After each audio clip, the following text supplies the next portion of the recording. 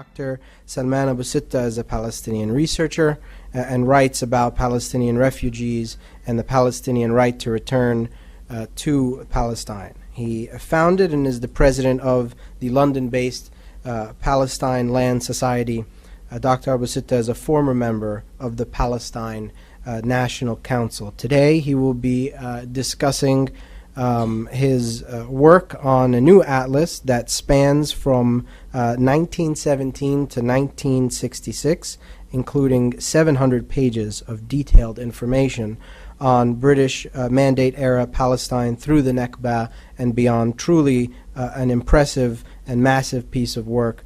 The talk is entitled Mapping Palestine for Its Survival and Destruction. So please join me in welcoming Dr. Salman Abu Sitta. Thank you, Yusuf. It's a pleasure to see you all here. I arrived from London last night, and our plane was delayed on the tarmac for 30 minutes, or an hour actually, because they told us there are storms in Washington. So I'm grateful to you who came here today, even though they have braved this weather. But nice people are always nice, no matter what the weather is like. You must have heard in history the story of the king who conquered many lands and brought back riches to his country and immortalized his deeds by carving them on a stone monument. Then the next king came and chipped off his name and put his name instead and claimed to be the victor. This forgery and deception are still going on today, only with more sophisticated means and with shady and spurious scholarship to forge and to deceive people about facts. Now, we do not have stone monuments anymore, but we do have charts and maps. The map is long considered to be the birth certificate of a place. It is also the identity of a place. In the last 2 centuries, maps became an instrument of colonial power to show the extent of their conquest and domination. It was equivalent to planting a flag on a territory, a new territory, and claiming it to be your own. In the late 19th century, the British Empire could boast vast dominions, all colored with pink, covering 3/4 of the world. But nowhere in the world, nowhere in recent history at least, and of course old history, have maps been instrumental in the conquest of a territory than in Palestine. In the 19th century, Palestine was blessed, some people say cursed, by so many travelers, priests, surveyors, spies, and adventurers who charted the Holy Land. A particularly remarkable effort in this is the work done by Palestine Exploration Fund, a British institution, in 1865. It was established in 1865, but it worked in Palestine from 1871 for 4 years, and then 4 years in London to collate the information and produce the Palestine Exploration Fund Survey of Palestine, which came out in 10 volumes and 12,000 names. Although its purpose was to verify the authenticity of the Bible and had little interest in the living people of Palestine, but it remains to be the most important record we have of the 19th century. All this mapping was vital for General Allenby when he started to conquer Palestine in 1917. But in 1917, you know, there is Balfour Declaration, and 2 years after the 1917, the Zionists, promoting the myth that Palestine was a land without people and ignoring the well-documented PAF survey, presented with great audacity to the peace conference in Versailles in 1919 this map of Palestine, but not this one particularly, hashed over it over 1,000 towns and villages in Palestine, and wrote on it grazing land for nomads, and presented this map as a document for Versailles Peace Conference in order to advance their aim of taking Palestine. It's a land without people. It's a grazing land. This map is available. I could show it to you. But this month ushers 93 years of death and destruction and destitution of the people of Palestine, resulting from Balfour Declaration, the promise of those who do not own to those who have no title. Yet, while Allenby was fighting in Palestine, he has not yet finished conquering Palestine. Chaim Weizmann, on behalf of the fledgling Zionist movement, went over to Balfour and asked him to make a survey of every acre of Palestine. Why? He said, to verify the ownership of every single acre in Palestine, with the understanding that if it is not verified or is in doubtful, or if there are no documents, it will be taken over by the mandate and given over to the Jews. So here then, the survey of Palestine was created specially to find out how much land the Zionists could take of Palestine.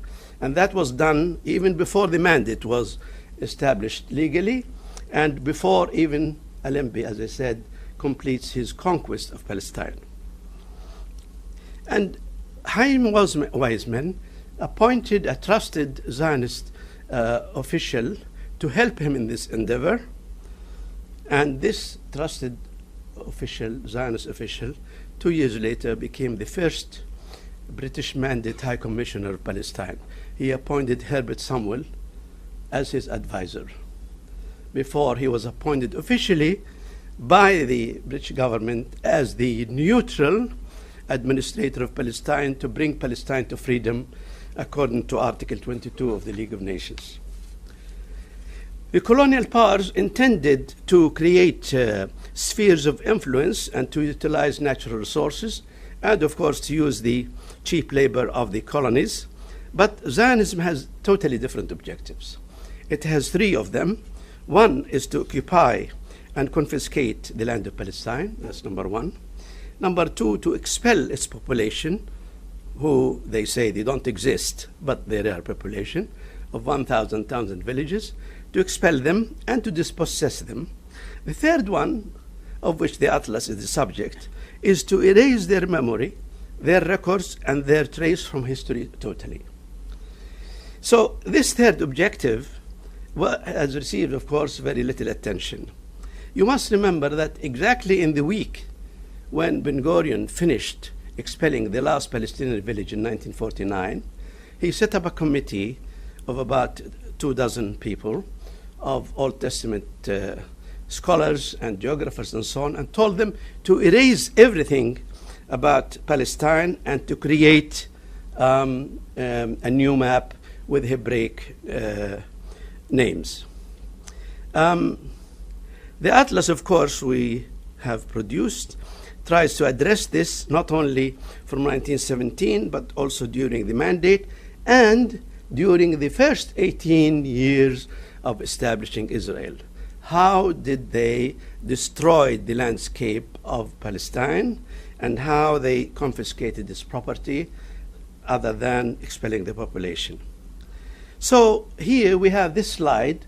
This is, of course, the Palestine which Allenby found when he came to Palestine. You can see it's a country with variable terrain, fertile coastal plain, cultivated mountains in the middle, and Al Ghor deep below sea level. It is the home of Palestinians over several millennia. And you push this. All right. And this land, of course, sustained the people of Palestine for many centuries because they have so many wells and so many springs and so many water resources. So it is not a desert and it is not a land without people. After 30 years of British mandate, the Jewish population increased from 9% of Palestine total population to 30% of the total population under the aegis of the British mandate. Here are all the sources, water resources of Palestine. And now this Palestine, with very little, a very small Jewish minority, they managed under the British occupation, the British mandate, to acquire 5.5% of the area of Palestine. That's what they have acquired until 1948. They started from 2% during the Turkish times to 5.5%. And then in the end of the mandate, the matter was brought to the United Nations and the partition plan was proposed, from which those who own 5% of Palestine were given 55% of Palestine, 11 times. And the people of the land had only 45%. As you know, the partition plan is only a recommendation between two parties. It's only enforceable if they agree to it. And of course, the Palestinians would not willingly surrender that much of their land. So Israel took over 78% of Palestine. The dark areas are 24% of Palestine, over and above what the partition plan proposed to them. Now, the occupation of Palestine took place according to this map. There has been 31 military operations, and they took over Palestine in a space of several months. As a result of that, 675,000 villages of Palestine were depopulated. This could not have been done, of course, except by military force. And of the 30 military operations in Palestine, they were associated with 77 massacres, at the average of 2 massacres per military operation. The first one took place at the beginning of the operation, and the other one somewhere in the middle of the operation, in order to propel people to leave their country, with the simple possibility saying either you leave or you die. Now, when we look at the history of a Nakba, we really must examine the anatomy of how it took place. Because this answers many of the contentions put forward ad nauseum by the Zionists, and they are all false. The first one is, if you look at the number of villages which have been depopulated before 15th of May 1948, in other words, before the establishment of the State of Israel, you would see startling facts. First one is that the Israelis, while the British were there, supposedly to protect the Palestinians, expelled half of the total refugees. Half of the total refugees were expelled before any Arab regular soldier set foot in Palestine in order to rescue the Palestinians. There were demonstrations in Cairo, in Baghdad, and Beirut when Deir Yassin and half of the 77 massacres took place. And so the Arab governments were forced reluctantly to send forces to protect the Palestinians. Now, by the time the State of Israel was established, as I said, half the population were expelled, and the other half was expelled in the following months. If you look at this diagram, you'll see a number of interesting facts. First of all, when there was, we can actually superimpose in that the Israeli military operations, the green ones. The yellow one is the truce. During the military operations, people were forced to leave. There is direct correlation between the incidence of the military operations and the expulsion of population. When there was no fighting, when there was truce, nobody left. So then the refugees did not leave upon Arab orders. They did not leave of their own free will. If they wanted to do that, they would have a good opportunity to do that when there was a lull in the fighting, when there is a truce. But nobody left during that time. So all the expulsion, all the depopulation was directly correlated to the incidence of the military operations. And in order to prove that more, we can see the incidence of massacres. They always coincided with the Israeli military operations one by one. And when there were no massacres, and when there were no fighting, nobody left. So this really put to rest many of the myths created by the Israelis, that they left on their own, that we asked them to stay, but they didn't want to stay, and so on and so forth.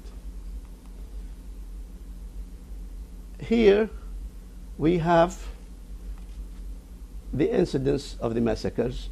You can see most of them are related to the corridor between Tel Aviv and Jerusalem, and Tel Aviv and Haifa.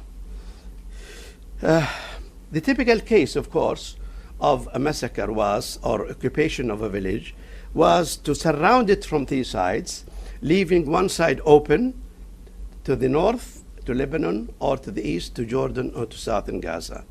And then the young people, men, all are collected in one place, and the women in another place. The women's jewelry was taken off them. They were sent over to the nearest Arab lines.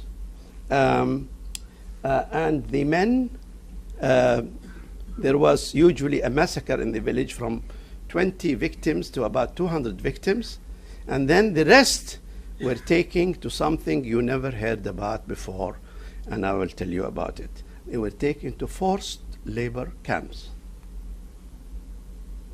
So in summary, the Nakba, what we call a Nakba, people lived in over 1,000 villages. Then they were depopulated from them in the Nakba. Those are the people who left in the village in the north, and life was extinguished in 675,000 villages, and then they are now in refugee camps in what's left of Palestine and in the neighboring countries. So this is a Nakba, which I'm sure many of you know about very well. The direction, of course, of the expulsion, as I said just a moment ago, followed this pattern to north, Syria and Lebanon, east, Jordan, West Bank, and south to Gaza. Now, when this took place, Israel was announced in 14th actually of May 1948. By this time, it only occupied 11% of the area of Palestine. So when it went over to 78% of Palestine, that's all extra over the date on which Israel was established. It took 78% of Palestine. Now, the grabbing of land is, of course, a fundamental principle of Zionism. They wanted to create a state, and they want to expel the people and plant the state in their place. So the grabbing of land is a constant element of the Zionist practices. Here is the map of Gaza. We know the Gaza Strip is crowded place. Why is it crowded place? Because it is where the people from 247 villages in the south have been herded into this place, Gaza Strip, which has the area of 1% of Palestine. 1%. The remaining part of Palestine is 1% Gaza Strip. But that's not all. The Armistice line, which was signed on 24th of February 1949, is this red line. What you do not know is that through coercion and through deception with the King Farouk government of Egypt, they agreed on a temporary line on the Armistice line, which is this line, the blue line. They called it Modus Vivendi Agreement, signed 1 year later after the original Armistice Agreement. And from that, they chopped 200 square kilometers of Gaza Strip. It was 555 kilometers. With this blue line, it's 362 kilometers. And the idea was this line is temporary line to make the border quiet. But this line became permanent, and you don't see it anymore on maps. The red line, the original one, the correct one, you don't see it. You don't see it. But you see the blue line, and therefore this area was taken by Israel on the understanding that it will be returned after the situation will cool down 2-3 years' time. By 1956, with the Suez War, it became permanent, and nobody ever bothered to discuss this. So this is not the only case where grabbing took place even after the hostilities finished in 1949. Here is another case in the West Bank. Here you see the line of the military Israeli forces, the extent of their conquest until 2nd of April 1949. They coerced King Abdullah. They threatened him. They will take over the whole West Bank if he doesn't give them a bit of the West Bank to divide it between them. So he had to agree to this line. And this yellow area, the people in this yellow area called Muthallath, suddenly found themselves under the jurisdiction of Israel. This is by sheer threat, by military threat.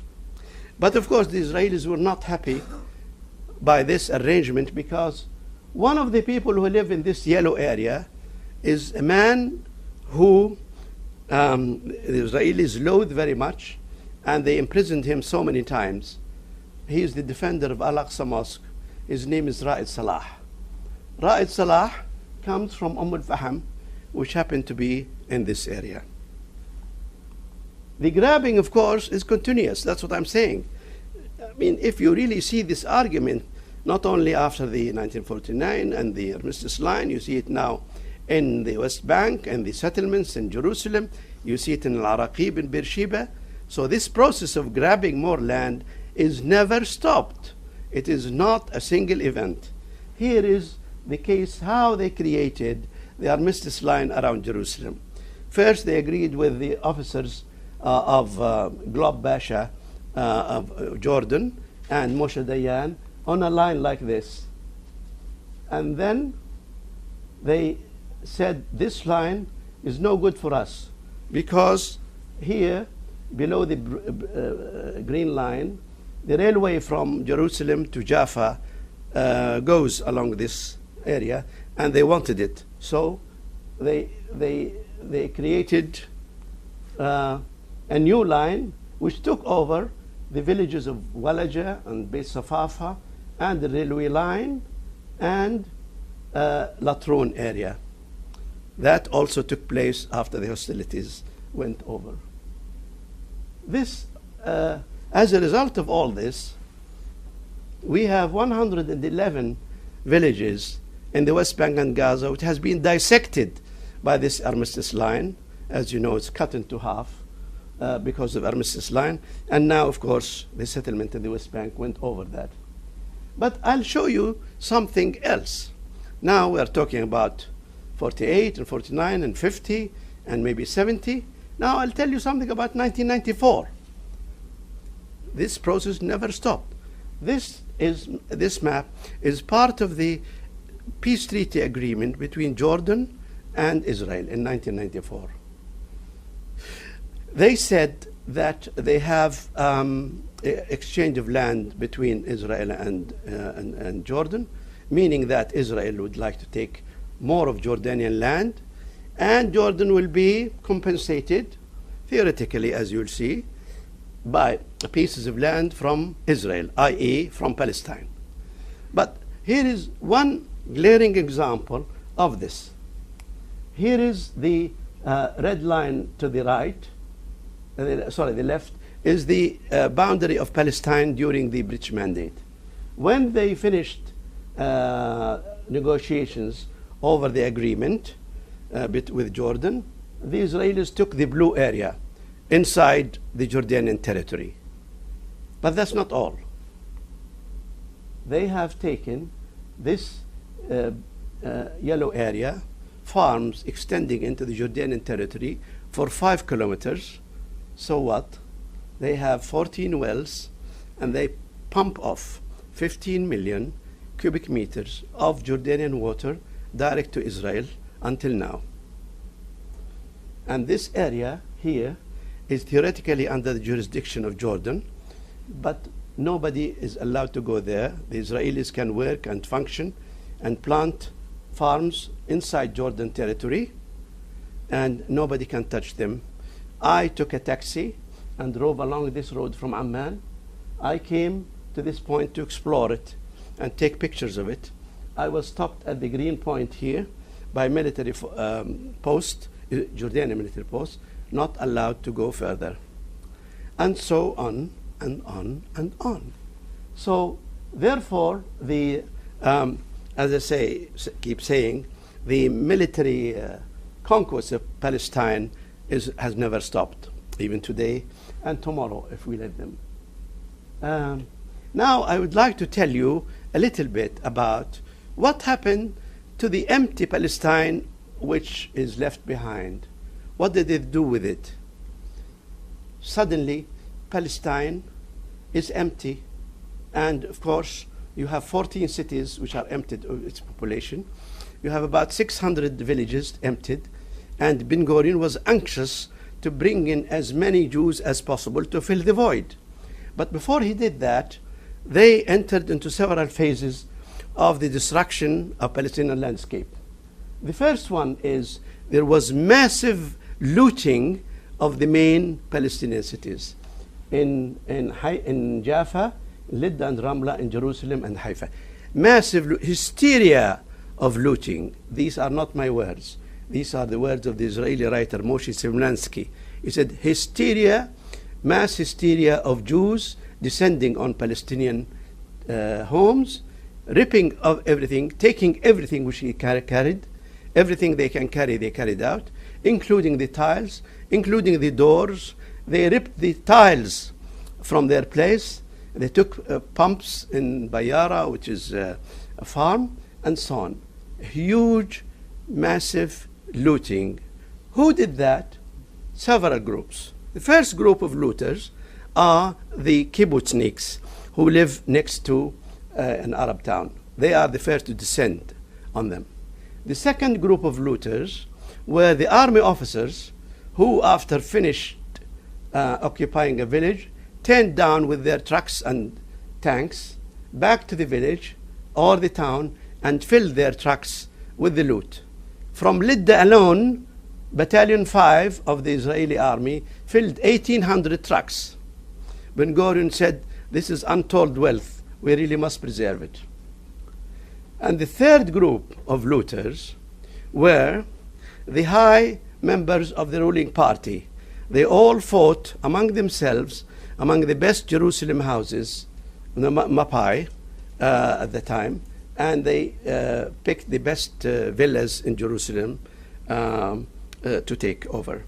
The next group of looters are the businessmen who sat together in Haifa and decided among themselves who will take the Palestinian factories, workshops, stores, businesses, and so on, and decided this among themselves.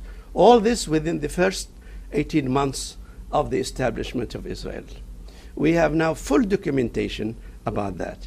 But the biggest looter of all, which is even at the moment maintaining the loot, is the Jewish National Fund. They took over all of the rest of Palestine, together with Jewish Agency. Jewish Agency brought new immigrants to occupy the space, and the Jewish National Fund, until today, they are controlling all the Palestinian land. Can you imagine a state anywhere in the world in which 93% of it doesn't belong to it? Israel is built on a land of which 93% is Palestinian. But then they started destruction of the villages. The first line of destruction was between Jerusalem and Jaffa, and between Jaffa and Haifa. Why? They said very clearly, when visitors, foreign visitors, who come to see our exploits, they will see the ruins of villages that will be, I quote, very embarrassing for us. So they started removing the debris from these villages in these areas. This followed by the area around River Jordan and Tiberias, and around Gaza, because Gaza is a huge concentration camp, and they did not want people to be tempted to go back to their homes. But then came something else. Someone said, you are destroying these villages. There may be something in them we would like to keep. What is that? They said, we want proof of Jewish history in Palestine. And all these villages are very ancient. So they established what is called the Israel Archaeological Survey. And they, from 1960 onwards, started to be given a list of villages to be destroyed. And they went to these villages and they ordered the destruction of the villages of every archaeological remains, whether it's Byzantine, Roman, Islamic, Arabic, Mamluk, Turkish, of any kind, to be destroyed, except if it has something to do with Jewish history or something can be claimed to Jewish history. And the maps I'm showing you here, the squares here, are the work of the Archaeological Israeli Survey. They destroyed them. And the red dots, as you can see, are the villages which have been destroyed in accordance with that. Not only that, not only Palestinians have lost their land, but the humanity have lost a great treasure of history. As you know, Palestine is a historical place. So it has the history which is so valuable that probably no other place in the world can match it. We are fortunate in finding a book by the Bishop of Caesarea in the year 313. 313. Bishop Eusebius, Pamphili Eusebius. He wrote a book called Omonostikon in Old Latin Greek, in order Greek and Latin, enumerating Palestinian villages and towns, giving their names, their population, their distance between themselves, between each other. Of course, distances were measured by a horse, how many days or hours of a horse. And we have that. Luckily, in London, we managed to find our translation in English was done only 3-4 years ago. So we said, simple question. Let us look at this map, almost 2,000 years ago, and see the modern map, meaning Palestine Mandate map, and see what happened to these villages. This is the result we have. Here are the towns or villages, and here are other historical places. All these places are found in the bishop's book in 313. All of these places are found in our maps of the British Mandate. And all what you see here, 139, have been destroyed by Israel. Therefore, Israel destroyed 139 villages 2,000 years old. 2,000 years old. This is lost forever. Of course, what's remaining in Palestine are not these. I only showed the ones they have destroyed. That's what they have done. Where is UNESCO about that? Where is the word of people who claim civilization is the property of all mankind? Where is that? None of them speak about that. They call about the victory of civilization in Palestine against backward people, or the divine intervention which gave the miracle of creating Israel. That's what the miracle of creating Israel is. Here is one typical example. This is the town of Tiberias. Town of Tiberias is very old. It is built before the Emperor Tiberius, who in the Roman time. It's named after him. But it's built before that.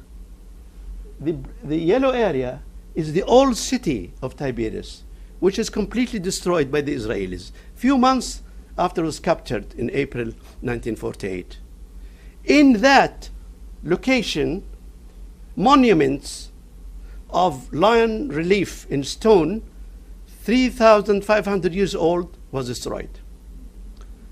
3,500 years old relief stone.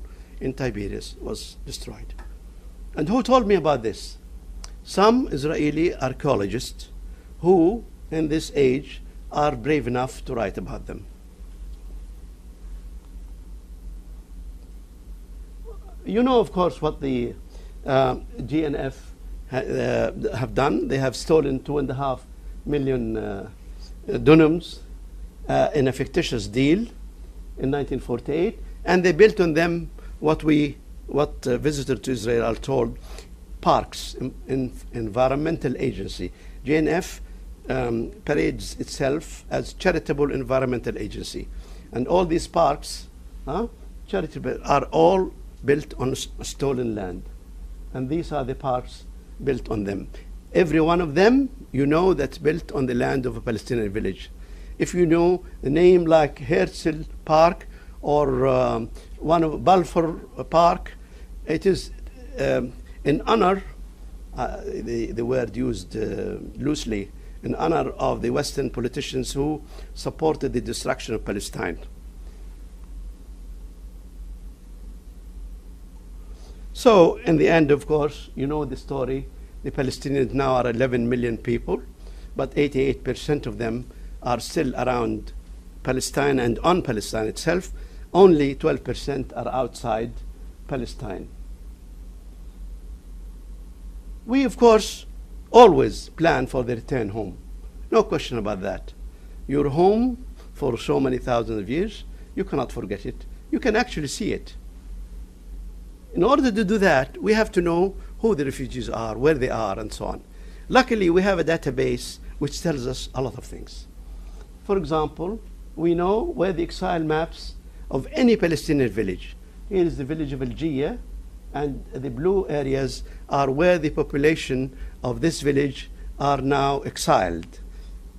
We also know the village Beit Mahsir, west of Jerusalem, where the people are today.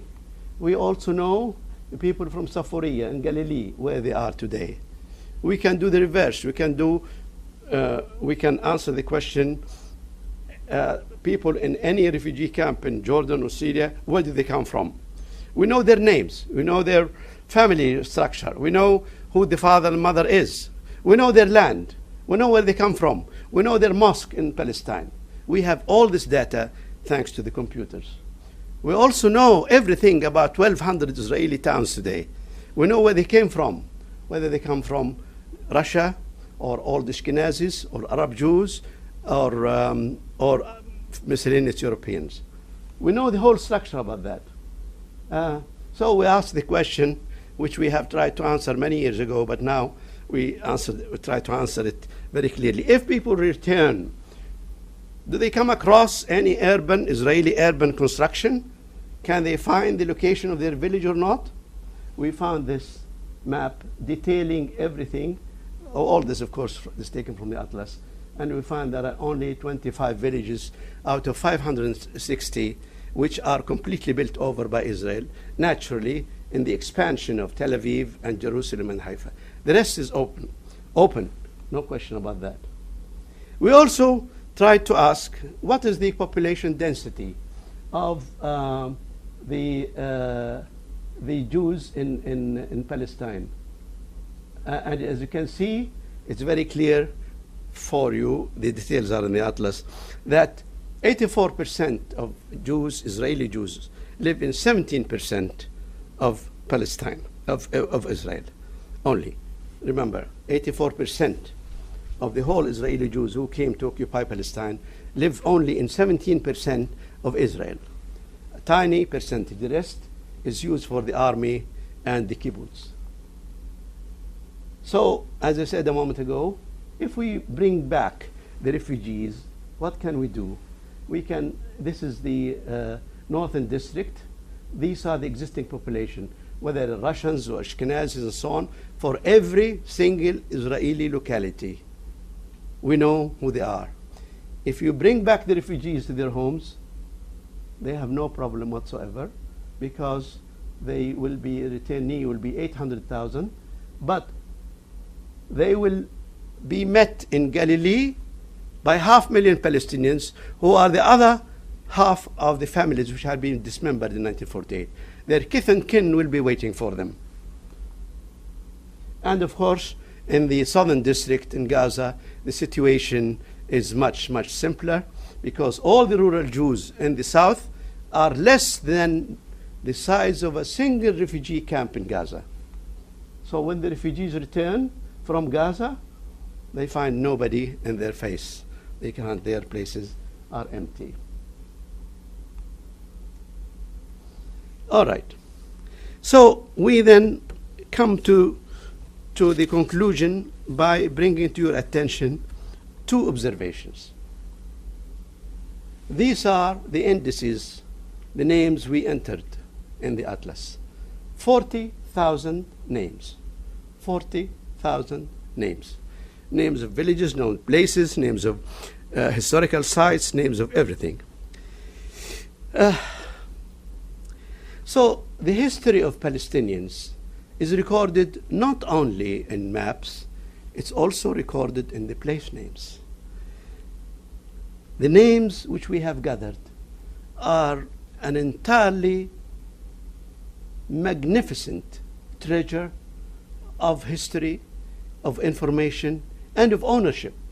Palestinians don't need to have title deeds and so on. They just need to, anybody needs to see how they carved these 40,000 names. These names honor family. They are referred to Abu, Ibn, Bint, almost 3,000 times. They also indicate ownership, Ali Garden, Hussein Field. They indicate planted fields, what kind of plantation? Olives, grapes, figs.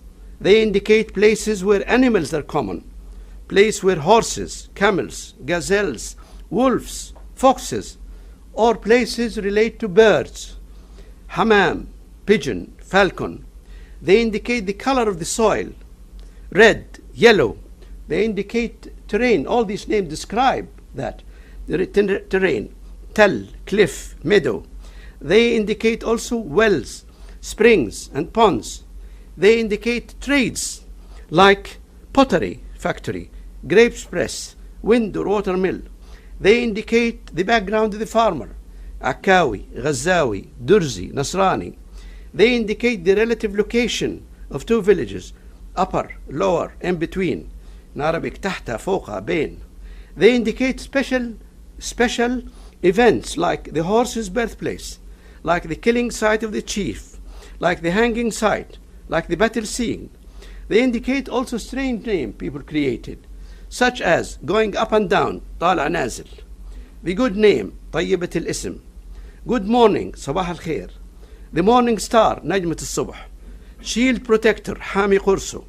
Wolf's face, وجه الذيب. Dog's tail, ذنب الكلب.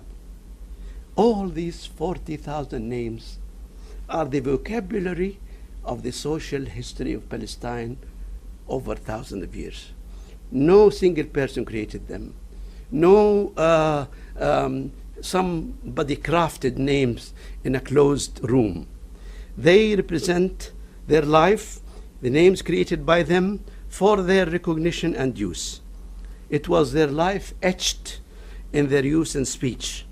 And that is what Ben Gurion wanted to destroy in July 1949, when he said, erase all these names. I bet he turns in his grave when he looks at the atlas today. So what did he do instead? He created the official Israeli Gazette, which produced after arduous work. They created only 6,800 names. What happened to 33,000 names missing? We have 40,000 names. They don't have them.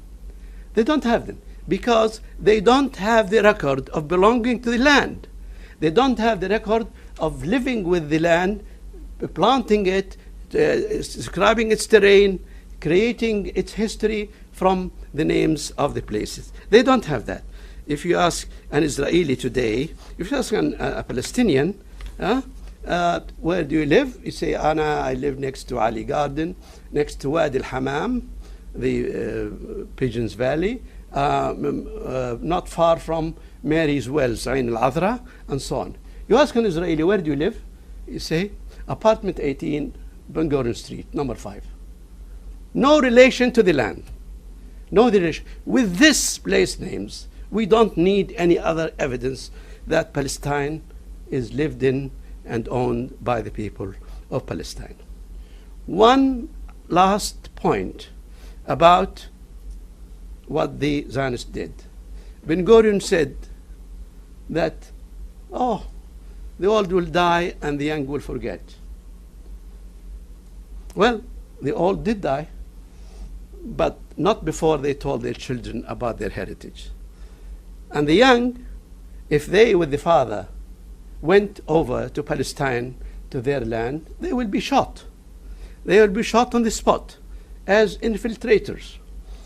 Of course, I don't need to tell you the irony about who infiltrated the shores of Palestine from smuggled ships in 1947. Who's the infiltrator of Palestine?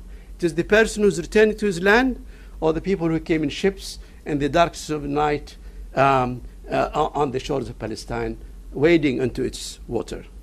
So we have a present today for the father and his son.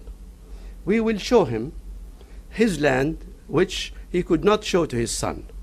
We will rent a helicopter, and the father and son will ride in this helicopter and show him the land where he lived in, from which he was expelled.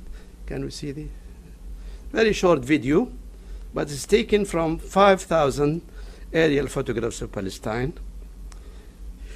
And they recreate, thanks to technology, recreate the Palestine which the father can now show to his son. Here's the video. We start from Dimra. Dimra is the place where the Eretz crossing was created. Now here is the village of Dimra destroyed and Eretz built on it. Then we have the village of Deir Sneid. You can see the fields here. The place called El-Mas Udiyya, Wil-Habl, Ukhor al-Muwassal. We then turn. Helicopter has a good way of turning and going up and down. We can actually create the height where how we can fly over Palestine. And then Al-Hadab. And here you'll see another village soon, Karm al-Sharif. And then all these fields are here on the right. Barbara, a village destroyed, of course. And then we turn slightly to the left and see Al-Jiyya. Here's village of Al-Jiyya and its fields. We turn around and then we go to the Mediterranean, see the sand dunes here, and then we see Na'lia. The white area is sand dunes, and then we see a small village called Al-Khasas, the Mediterranean in the background, and then we go to the village of Asqalan, old Asqalan, very ancient, named Al-Jura. Asqalan, here is the Mediterranean. Asqalan, destroyed also. There is a monument here, 11th century, destroyed by Moshe Dayan himself. And here we go to Al-Majdal. Al-Majdal, an important town on the Gaza-Haifa highway. Here is Al-Majdal. And so the father can then show his son. As I started with the story about the defaced monuments, we realize that truth may be hidden or distorted, but it always have a way of coming back. It does not die easily. So is justice. Justice has a long life. If destroyed or burnt into ashes, it rises again from the ashes like the phoenix, to haunt the murderer and the robber and the unjust, and to tell the victim that your rights will be restored to you. I'm sure truth will shine again, and as a believer in the human spirit, which refuses to surrender, I'm sure that Palestinians will surely win and achieve the most basic of human rights to return home. Thank you very much.